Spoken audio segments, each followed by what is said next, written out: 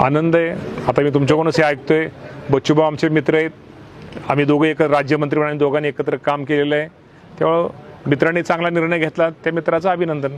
तुमच्या पक्षाकडून जिशान सिद्दीकी यांना विधान परिषदेची उमेदवारी जाहीर झाली आहे। हो बरोबर आहे, त्यांचे वडील खूप मोठे नेते होते, मुंबईचे नेते होते।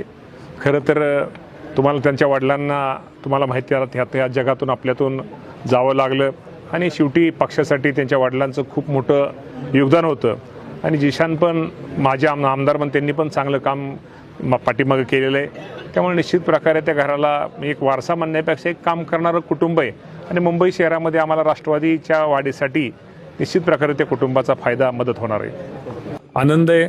आता मी तुमच्याकडूनच हे ऐकतोय, बच्चूभाऊ आमचे मित्र आहेत, आम्ही दोघे एक राज्यमंत्री म्हणून दोघांनी एकत्र काम केलेलं आहे, त्यामुळे मित्रांनी चांगला निर्णय घेतला, त्या मित्राचं अभिनंदन। तुमच्या पक्षाकडून जिशान सिद्दीकी यांना विधान परिषदेची उमेदवारी जाहीर झाली आहे। हो बरोबर आहे, त्यांचे वडील खूप मोठे नेते होते, मुंबईचे नेते होते।